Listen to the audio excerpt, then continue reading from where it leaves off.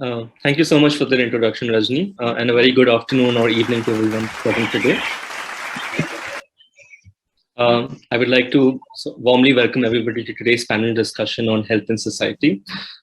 We can all agree that we have lived through a series of unprecedented circumstances in the last few months that has taken away a lot from us, but has also in turn left us with a series of learnings and reflections.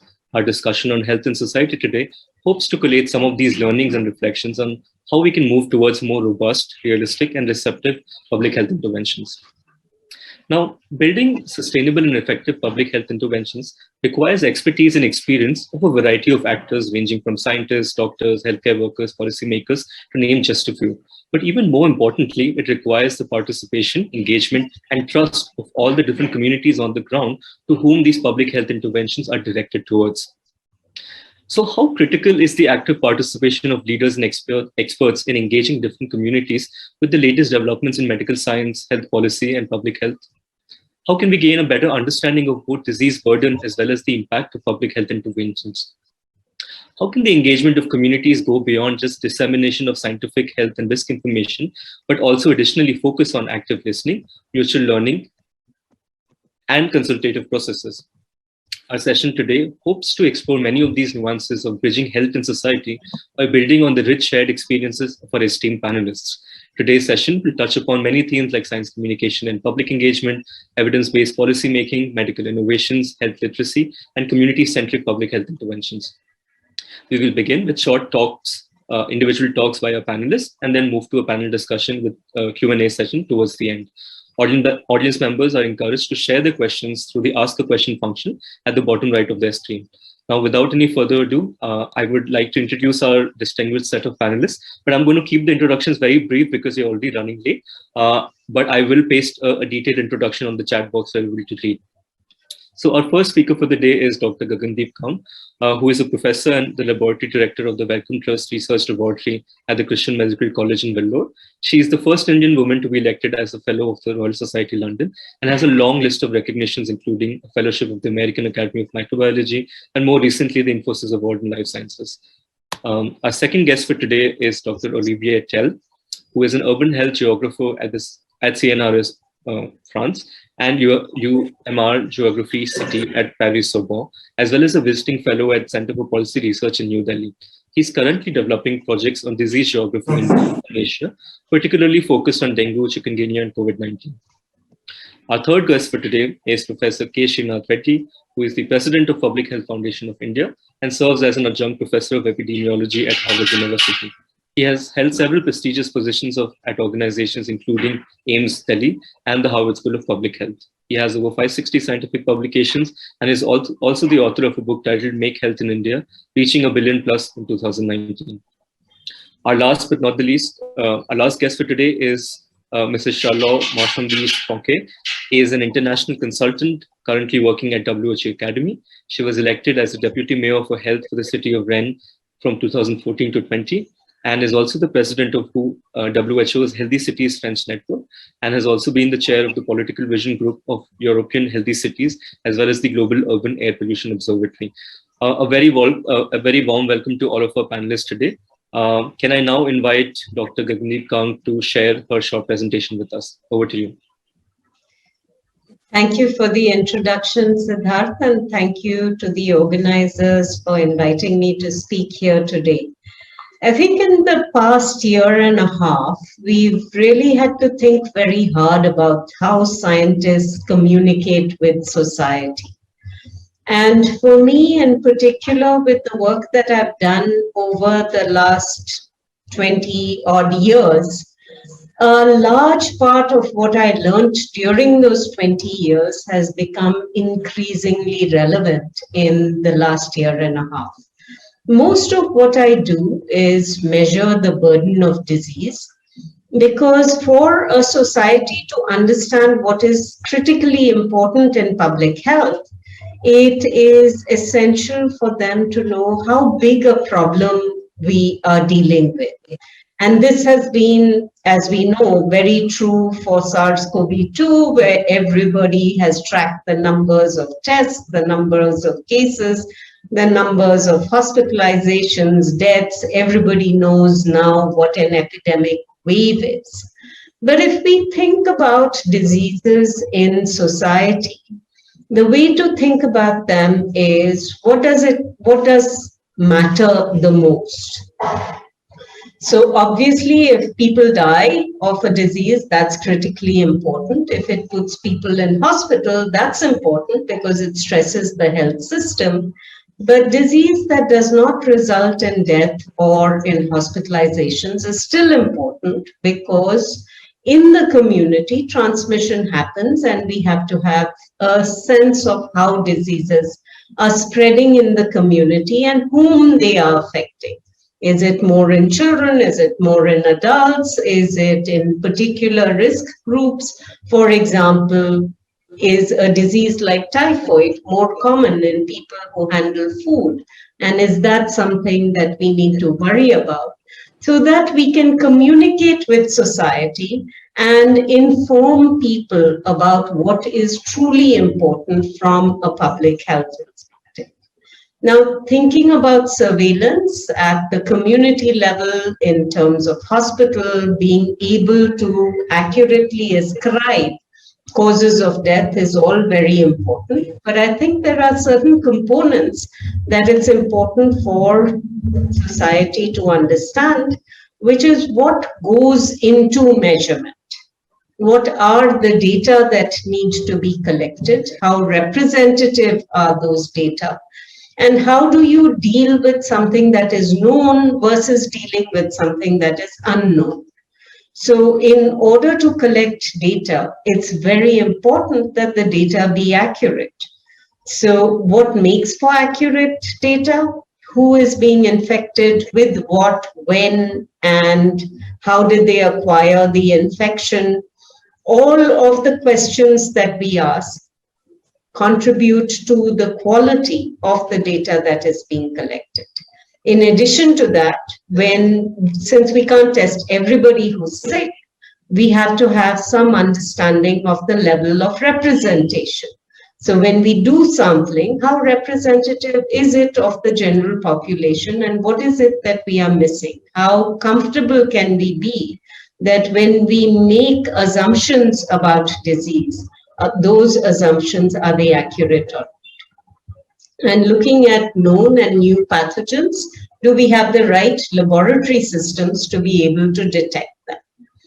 And then we have to make sure that in all of what we are collecting, the data on the people, place, time, etc., as well as with the laboratories, all of this is being done with quality because the critical importance of trust in our data cannot be underemphasized. Now, why is all of this important?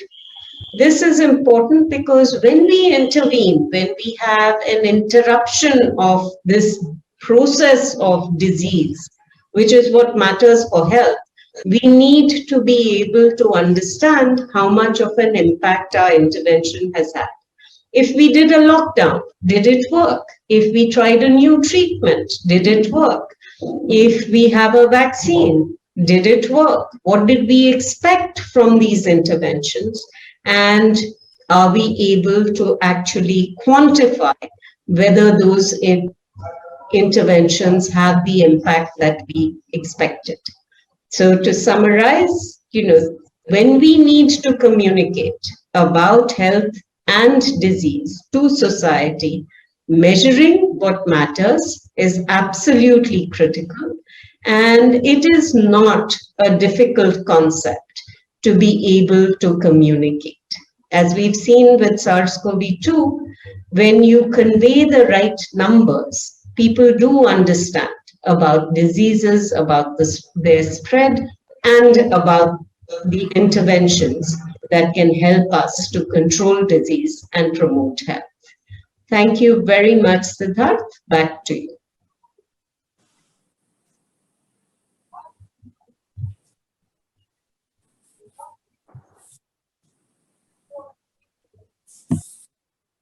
Hi. Sorry, I wasn't able to unmute myself. Thank you so much, Gagandeep, for those insights on understanding what goes into measurement and how important it is to make sure that we build trust in the data, not just the people and the interventions. So with that, I would like to now invite Dr. Olivier Tell to give his short presentation. Over to you, Olivier.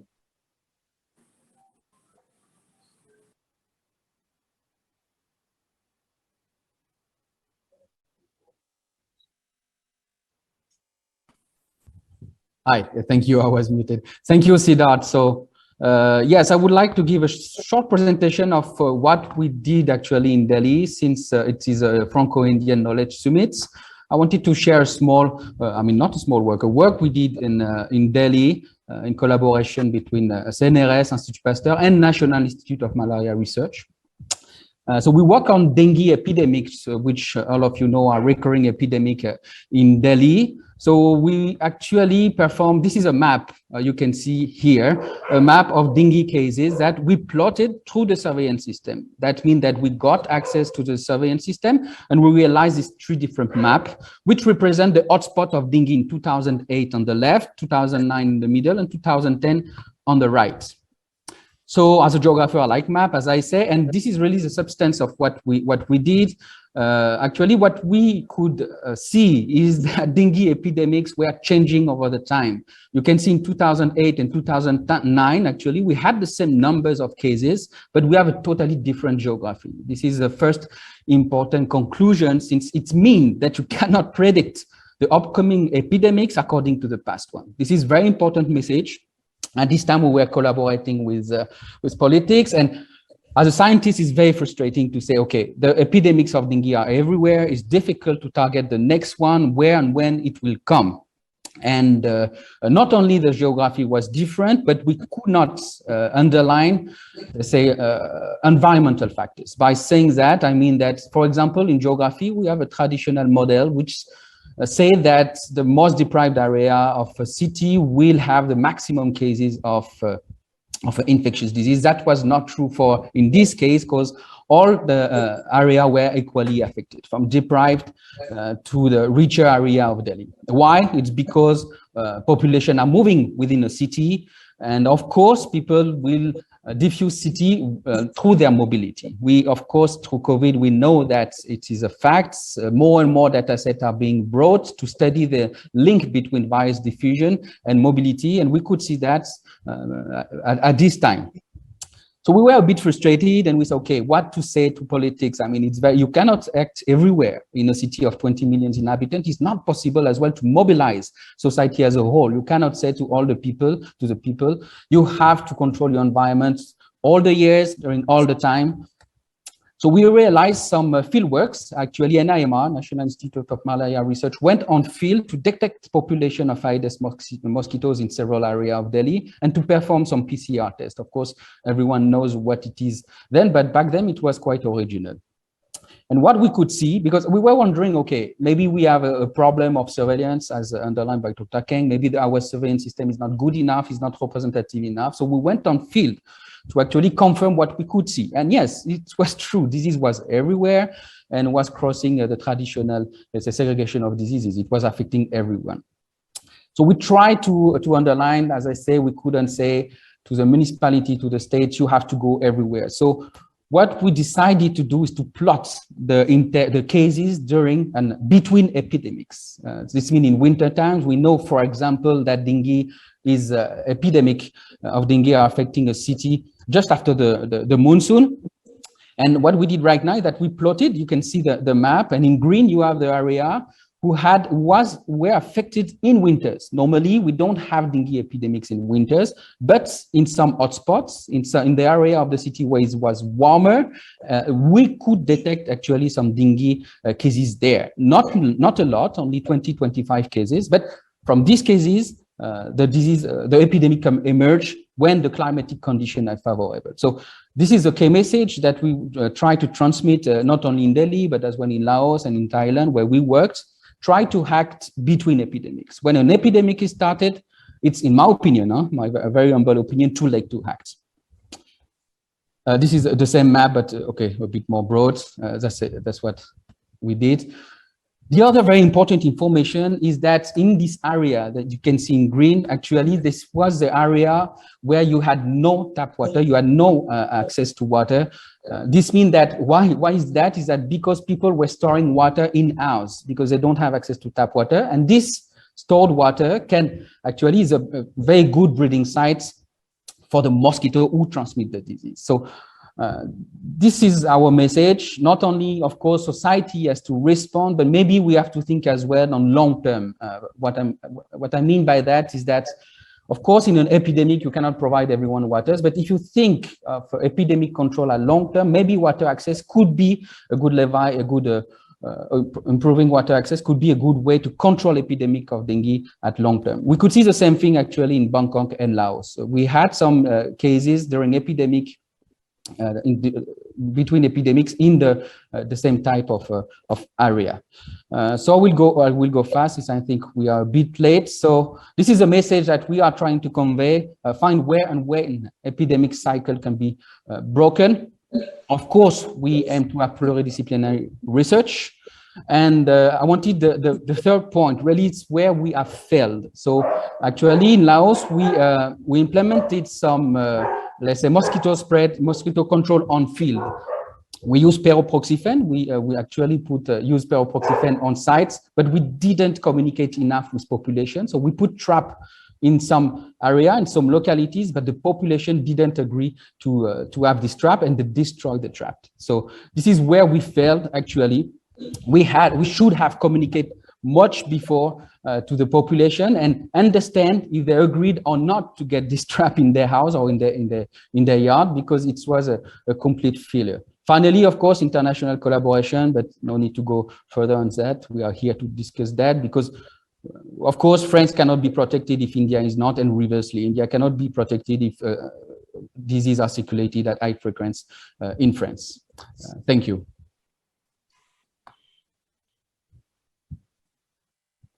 Thank you so much, Olivier, for that wonderful account of how can we connect science and society and make it community-driven. I would now invite Dr. Sheena Reddy to share his presentation with us. Over to you. Thank you very much. Particularly in the area of public health, where I'm currently situated, or even in the area of clinical medicine, where I previously used to work, researchers frequently wish that policymakers, practitioners, and public respond immediately to the research findings that scientists have produced, and are impatient if that does not happen or happens slowly. We must recognize that the relationship between research or science is absolutely integral to society. Science is sterile if it does not serve a social purpose, and policy will crumble on clay feet if it does not stand firmly on the evidence base of science. Yet, we recognize that frequently there is a disconnect, and that is partly because of challenges that lie both with the research community as well as with the policymakers and the practitioners. So how do we ensure that we remove that divide? Firstly, the purpose of research is to provide evidence-informed, context-relevant, resource-optimizing, culturally compatible, and equity-promoting recommendations for policy and practice, particularly in public health.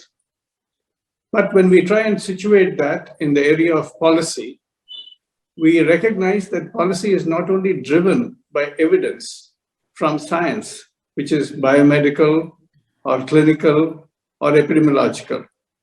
We do require scientific credibility, but also financial feasibility, operational steerability, and political viability. Scientific credibility, as I said, is provided by biomedical, epidemiological, and clinical research. But for financial feasibility, whether it is cost-effective or affordable, you need health economics research. For operational steerability, is it feasible to be implemented within the existing health system or with modifications? Is it scalable? Is it sustainable? We require implementation research. and for political viability as to who is opposing, who is likely to support. How do we actually ensure that there is a ready and receptive community, both among the policymakers as well as the general public or the practicing physicians? There we require behavioral research, that is social science research. So for all of this to happen, we need a much greater connect.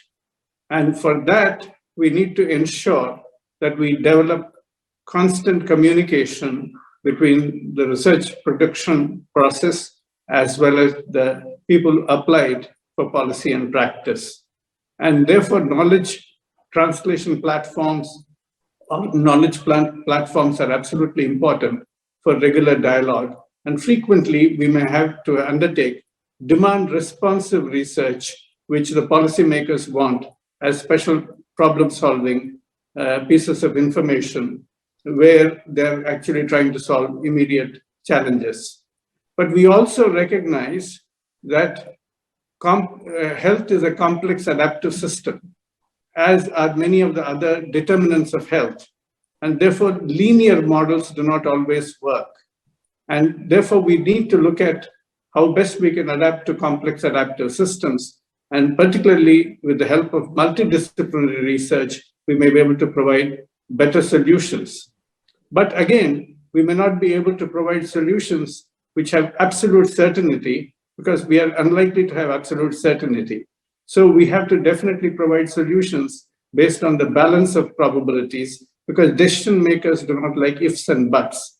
They would be happy with the idea of statement of probabilities, but we cannot have hedged bets over there. So these are important ways of communicating to policymakers, but you also have to influence the policymakers through others who are decision shapers, whether they are the civil servants or the techno-bureaucrats, or go to the people, and the people can actually mount a demand, or the media can mount a demand.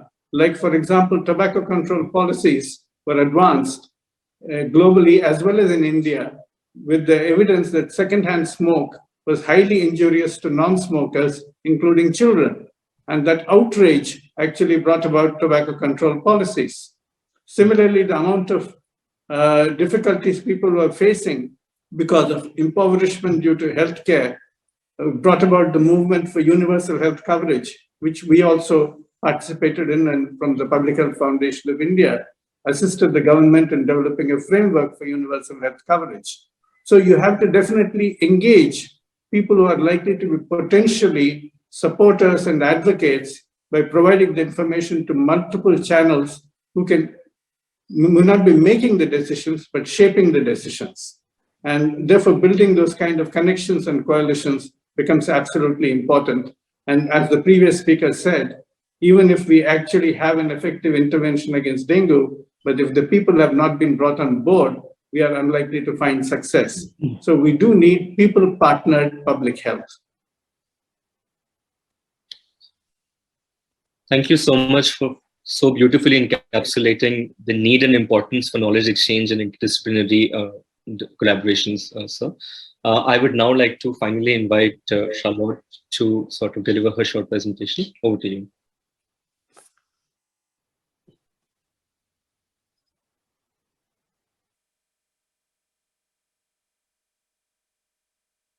Hello, thank you very much for your invitation, and that were a great presentation. I'm going to try to wrap it up from a political point of view, because as you said, I used to have political responsibilities, and that was really something I had to understand. How can I lead an evidence-based policy?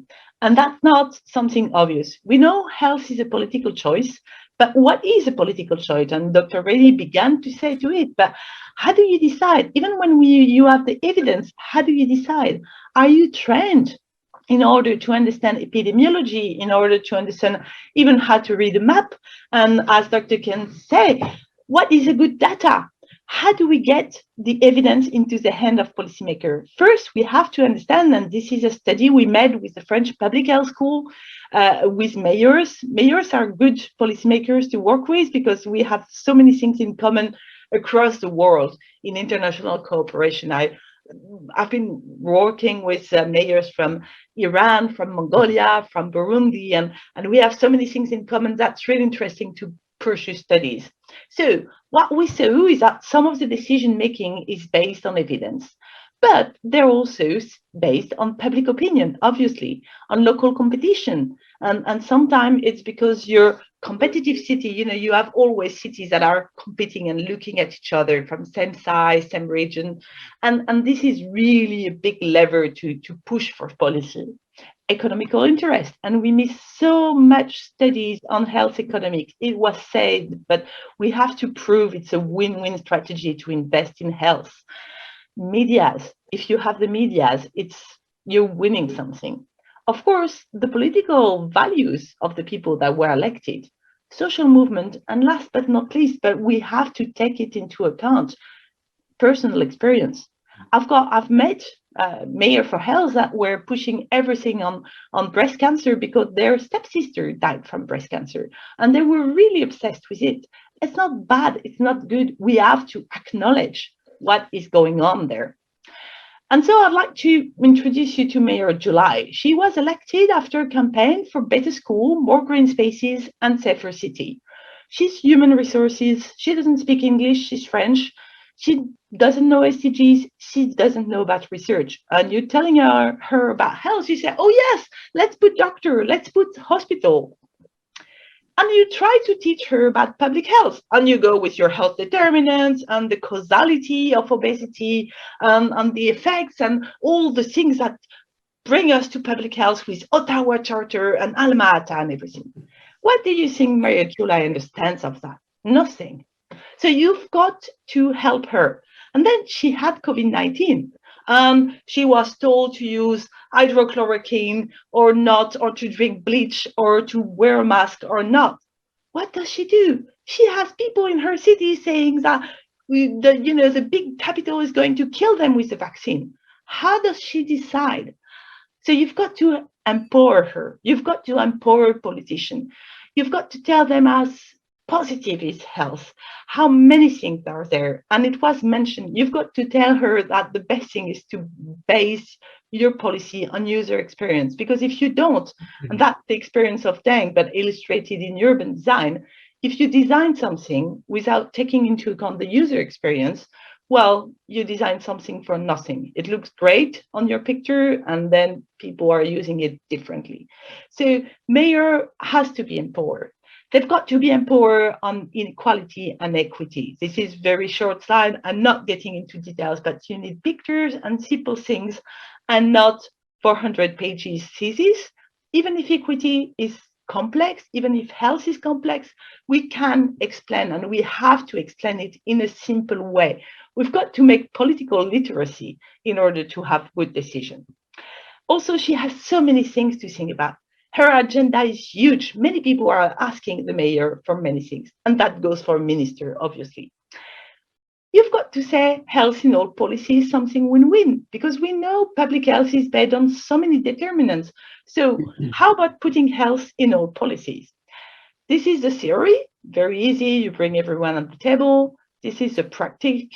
You've got to go and advocate to each of the people, to the culture, tell them health is good for culture, to the sport, health is good for sport. So it's not easy, but to do that, you need boundary spanning. Boundary spanning is what will help us to really take science and decision making and people and policymakers together, make new evidence and open new policy windows.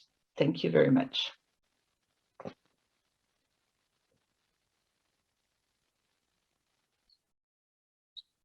Thank you so much, Charlotte, for introducing us to the idea of boundary spanning and how important it is for designing effective and impactful public health interventions. So these all four presentations were really, really insightful. We would now like to kick off the panel discussion by asking our panelists some questions. A gentle reminder that we would encourage everyone in the audience to share their questions through the Q&A box at the bottom right of your screen, and we'll get to those towards the end as much as we can. All right. So here's my first question to perhaps Dr. Reddy. So your talk made a case for moving towards ecosystems where research is not just supply driven, but also demand responsive. In your experience, how can we move towards more robust and active feedback loops between science, policy, and citizens? Well, I think we need much more open communication and frequent communication in each organized fashion as much as possible. Certainly, we should not obfuscate science, but we should not over-complexify science either. Therefore, we ought to have that regular communication and be challenged. The media does it frequently, but not always with the right kind of knowledge. But I think communicating with the people more directly, now that we have many other challenges, including social media, I think it's absolutely important that we share the information as much with people as possible. But we need to do it in a responsible way, and not headline hunting, but being fairly sober in the manner in which we communicate, but certainly in a dejargonized manner. Right. Would any other panelists like to comment on that question before we move on? All right. So my next question is to Dr. Khan. Your talk touched upon the need for surveillance programs for better understanding disease burden and exploring what we really don't know. In your experience, what are some of the important considerations for designing more evidence-based public health interventions in order to build trust in data?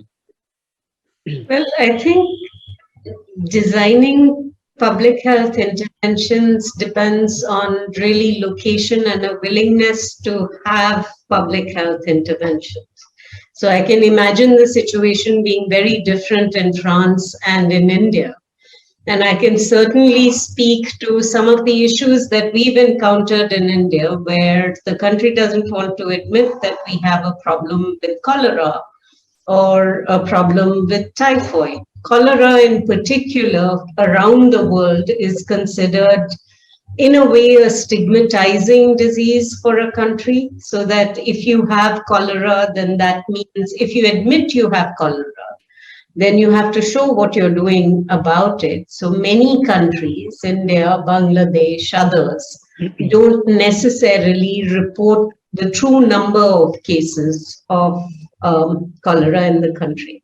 But those are problems. And if we look towards what we should be thinking about and what we should be doing, what we really need is trust, data that we can trust.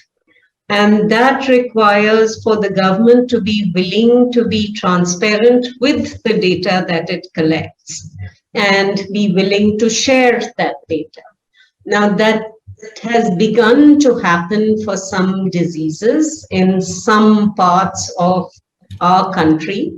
And this is not a problem that is unique to us, but without change about the conceptualization of infectious diseases, without connections, where we understand that infectious diseases don't necessarily respect borders, and the best way to control them is for all of us to work together. Without that, public health interventions in infectious disease, at least, can be extremely challenging to implement. Right. Thank you for that. Would any other panelists like to comment on that before we move on?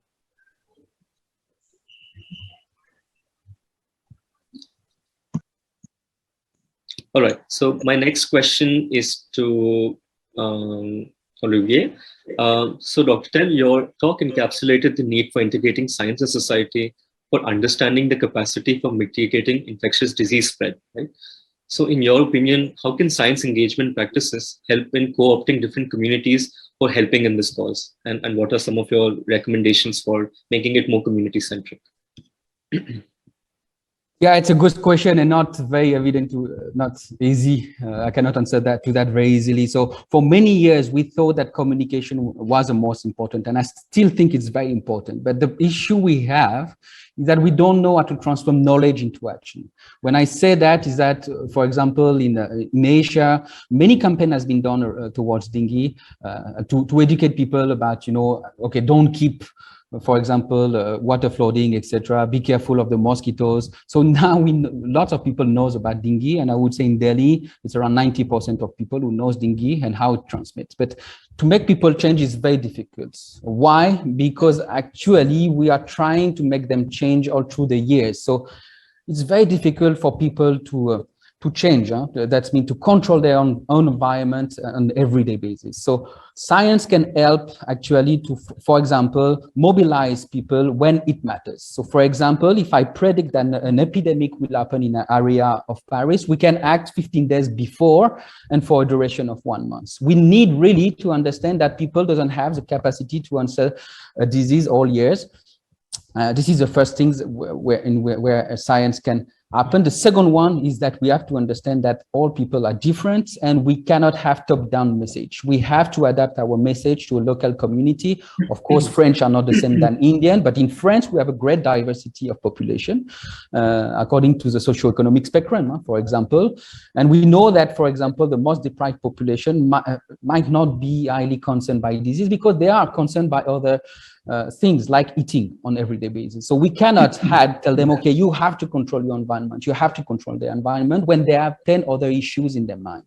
So this is really what we need to do, understand that society has different resilience capacity according to many things, socioeconomic being very important in my opinion, and we need to prioritize some area and focus in a crucial time when this matters. Thank you so much for that. So my next question is to Charlotte, of course. So your talk demonstrated the importance of engaging and empowering scientists, policymakers, and citizen groups to further strengthen our capacity to respond to disease outbreaks. So in your opinion, what insights would you have for people trying to facilitate these boundary spanning interactions across domains? Would you have any suggestions for how this boundary spanning can be done in a better way? Well, I've got many, so I'll try to be as short as possible. I would say some very obvious thing, but that's not happening. First, like get the people together, so we can address the issue together. But if you get the people together, please have a moderator that can translate the words from one people to another. Because if you take the people from urban environment, they've got their vocabularies, they've got their norms, they've got their everything and all their acronyms. And people from health, they don't get it. I've been working a lot in gathering data with citizens on air pollution. But when you're getting the people from the digital side, talking to the public health people, they don't understand each other. They're talking, oh, let's go to the Fab Lab and with an Arduino, we can build a sensor. Like what? And so choose to have people that will do the mediation, that will break down the barriers. So first of all, it's a place where people feel safe and they can work together. And of course, if you do that, then you can invite the communities, because if you're having something very complex, the community, and especially the most deprived community Olivier was talking about, they cannot reach out, they cannot understand what you're doing. Then choose shared priorities. When it comes to health, it's so complex, it's so vast that we cannot do everything. But if you choose priority, like the obesity of some kids or the air pollution in the neighborhood, then you can act together. And if you act together, you will have more impact. If you tell people to change and have more active mobility, but then they don't have cycle, they cannot buy them, and they don't have any infrastructure, they won't change their behavior. So let's first listen to the people and see what they need to change the behavior. And then you can create the environment that will make the behavior change.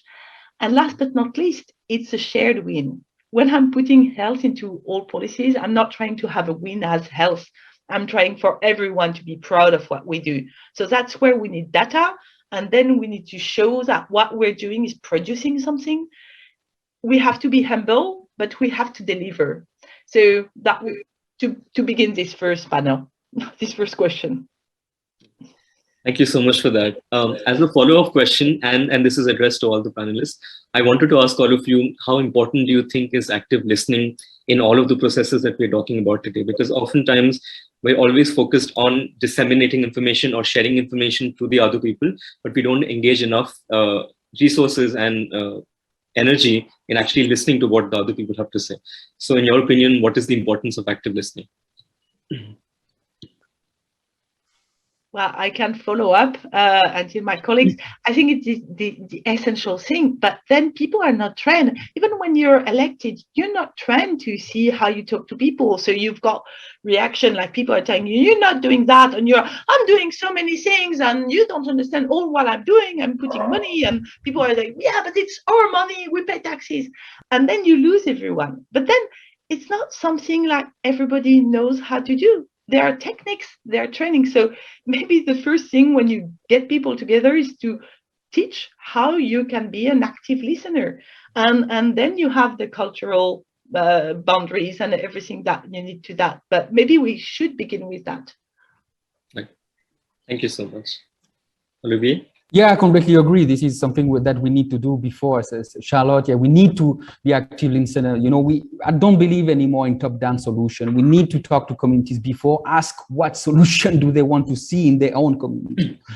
It will not work to say you have to do that, you have to do that. No, we have solution can come from the society itself. I mean, from the different communities, and we have to listen to the solution before implementing them.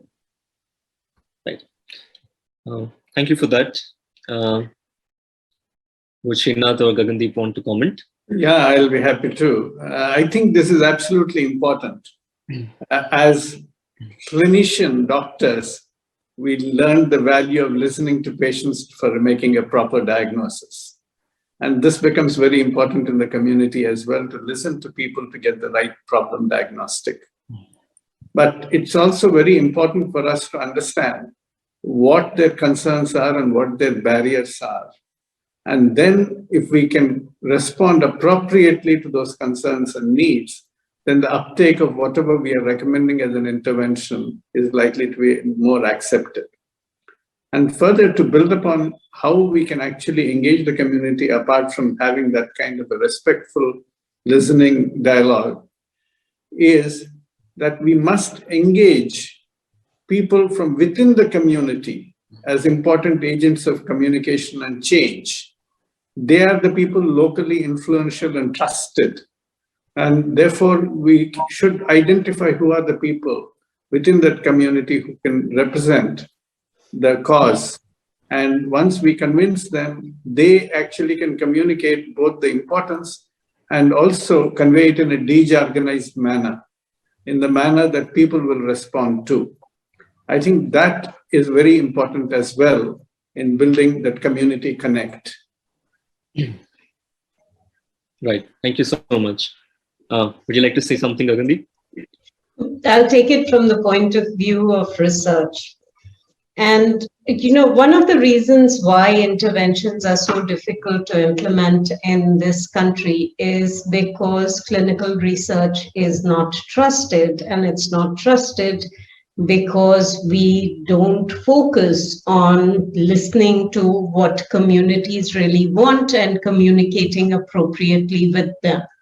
Many public health programs, research programs in this country don't necessarily have a community advisory board. They don't consult the communities that they work with to ask them, are we actually doing research on a problem that's important to you? Is there a way that we should be going about this that you think would make this kind of research more acceptable to the community? We just don't do that. We operate in a very top-down fashion. And that results in the community not trusting researchers and the solutions we claim to offer. Because the idea of Indians and vulnerable populations in particular being guinea pigs that are being experimented on is one that has been fostered quite widely. And it is, I think, our fault that this has happened because we have not invested sufficiently in communicating with society and taking their concerns and their approaches on board at all. Research should not be seen as an extractive industry. Absolutely. If I can add one more thing to what Gagandeep said, I think it's very important to sort of not have a hierarchy of expertise, and we should also sort of try to understand that the lived experiences of people can also be a form of expertise, and they might know more about their surroundings and their communities much better, and there's a lot to learn from that point of view also. So that might be a useful thing to think about. On that note, so building on that, I would want to ask all of you, how important do you think it is to engage students, scientists, policymakers, other forms of experts, healthcare professionals, in sort of training them in humanistic subjects like policy, governance, science communication, community-centric approaches? Do you think it's important for us to train people in these kind of interventions early on? And do you think there's any merit to that?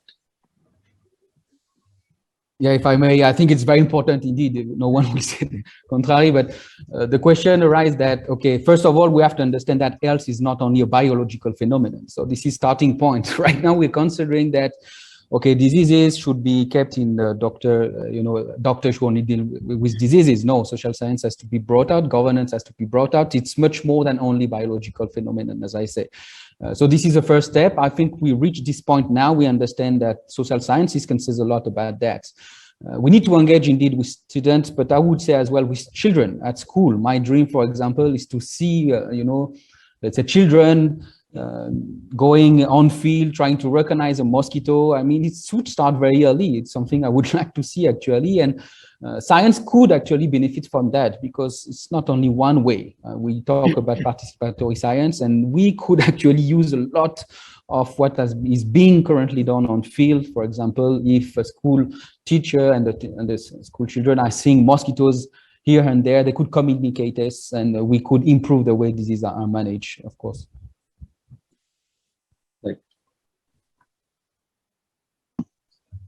Yeah, I can follow up on what Olivier was saying. It's this is I'm also collaborating on the chair with UNESCO on the kids, and we believe we really have to get the science to train the kids on health, because it's where it begins. What I wanted to add is that everything good that I may have done when I was elected came from when we engaged lots of different people and we accepted to train each other. And that we had students that had the freedom, the safe space to ask us questions. And because they were students, they asked us questions we didn't think about, because I'm not a student anymore since a long time. And because I was a policymaker, I could tell the scientists, okay, guys, you're telling me things, but I cannot apply that because this is what I can do. So I could be very free to say exactly what I can do and what I can't do. And because we had these moments to share and to be free, then we could open and be creative. And I think having lots of people together, it's also what allows us to be creative. And the challenges we are facing for climate change, for NCDs, for everything, for epidemics, we need new ways of engaging. The second thing I wanted to say is, the sentence, whatever you do for me, without me, you do against me. And when we're creating data, just the people from the data, creating data that are not thought about who is going to use them, they're not working. My job right now as a consultant in WHO Academy is to be sure that we integrate patients and communities in co-designing the learning programs of WHO and co-implementing, like having patients and community training health professionals, and then evaluating the impact of our learning programs. So it's a big thing. We're not doing everything at once, but I think this is what has the potential to be a game changer. Let's train people and let's train them with other people, not only the same, academics. And I love being trained by academics, so don't misunderstand me. But let's accept to be trained by other people, and probably that will really change the way we act. Right. Yes. I believe that it's absolutely important that we have students engage very early and extensively, because what happens otherwise is that if they grow up with a siloed mentality that only their discipline matters, or even starting to only engage in discussions with people from their own discipline, they will not get an idea of the need for multidisciplinary research, and that culture will not actually set in. And students are more likely to be open to collaborations because they're not yet rooted in a career groove. Secondly, it's also important to expose them to the reality check of how complex the problems are and why they require multidisciplinary research for finding solutions which are mostly multisectoral in application. And therefore, whether it is how to engage with policy with all its complexity, or how to engage with the community in terms of getting the perceptions of the community's needs, beliefs, behaviors, I think all of that is going to be important at that stage. Getting the students engaged is going to really advance research in very many ways, not only in terms of the current research project or endeavor, but in terms of laying the seeds for future collaborative research as well. Absolutely. Would you like to say something, Gagandeep? No, I'm fine. All right. So I think we are drawing closer to the time we have to end. So this is going to be my last question. So I'm going to switch gears and talk a little bit about uncertainty. So in his book, The Honest Broker, Roger Pale explains that science and policy are about reducing two very different kinds of uncertainties. So science helps reduce the uncertainties of understanding the natural world, whereas policy helps reduce the uncertainties of outcomes connected to policy decisions. So in all of your experience, how important it is to engage with both these kinds of uncertainties and differentiate between them while we are designing public health interventions? I'm sorry if that was a long question. So anybody like to volunteer to go first?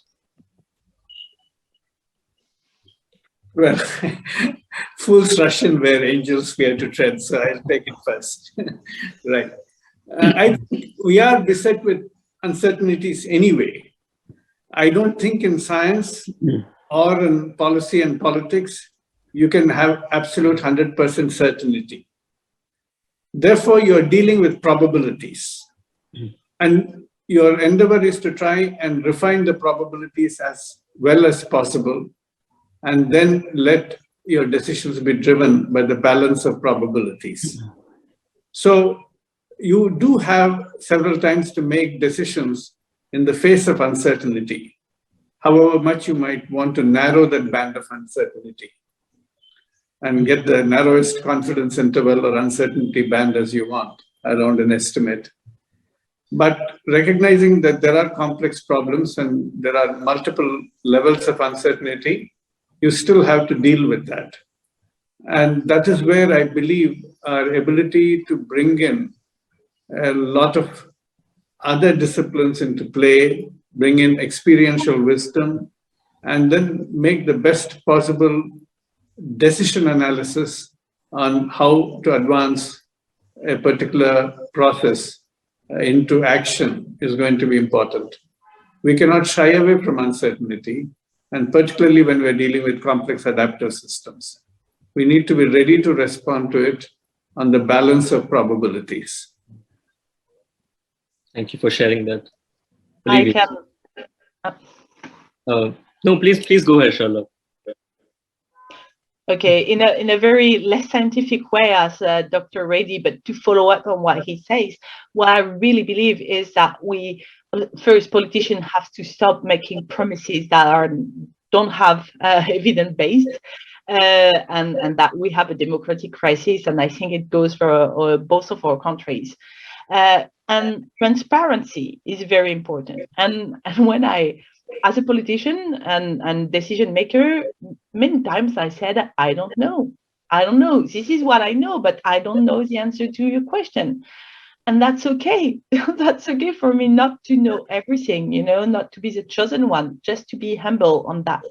And I felt that it was a release for everyone just to say, I don't know. So how can we know together? What can we build to know? How can we, say, if we do that and that, well, from other experiences, for best practices, we think we can obtain that. But this is more accountability on how you make choices, transparency on how and with whom you make choices, and trust in that we in that together, and we are trying to do our best, to the best of our ability, knowledge, and possibility and finance. And I think that's lower down, and that also makes people want to give their best, like, because we are honest.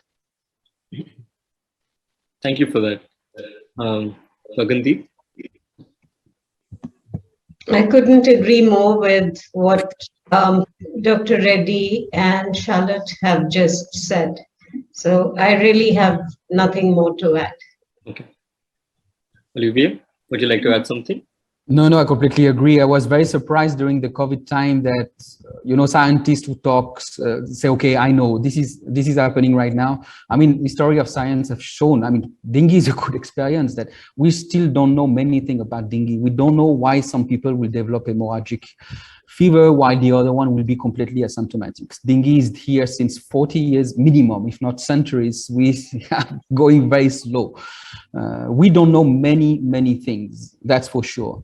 So this is what we have to accept, first of all, and be a bit humble to that. Secondly, we have to look for solution on long term, because if we act only during epidemic, the uncertainty is high. If we try to deal with dengue on the long term, this will bring, the way, for example, these cities are built at the center of the question. It won't be like short-term response, but more long-term. And on this, we have a bit more certainties that improving the way of life of everyone will help us to control diseases at short and long term. Thank you so much. Those are all very lovely answers. And with that, we would come towards the end of our session. I would like to take this opportunity on behalf of all the organizers to thank all our panelists for sharing their valuable expertise, experiences, and insights with us today. We've really learned a lot from the rich and deep conversations today, and we look forward to keeping the dialogue alive through the upcoming sessions as part of the Knowledge Summit. To conclude, I wouldn't want to sort of paraphrase all of you. I would like to invite all the panelists to share one key take-home message that they would like our audiences to remember as we move on to the next session. We would start with Charlotte, and we'll go in the reverse order of the speakers.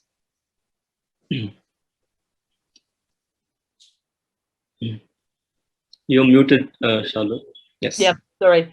Well, I think my last word is span the banners, open your mind, be curious, take the risk of not knowing, take the risk of going to people that don't speak the same language and learn from each other. So for that, be very clear in what you want to share and use the good data, share your data, and really take the risk, be curious. Great. Can we have Sheena now? Yes.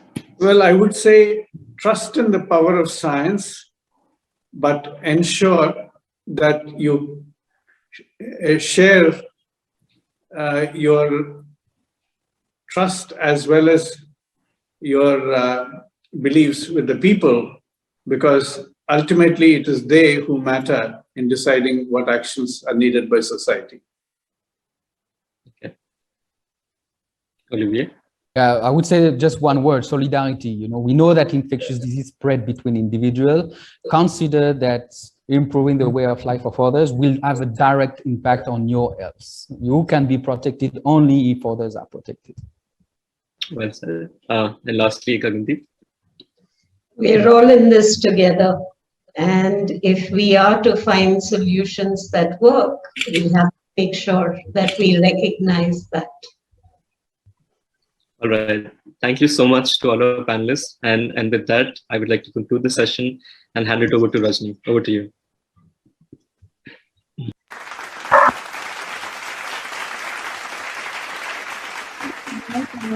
Wonderful panel for this interesting discussion.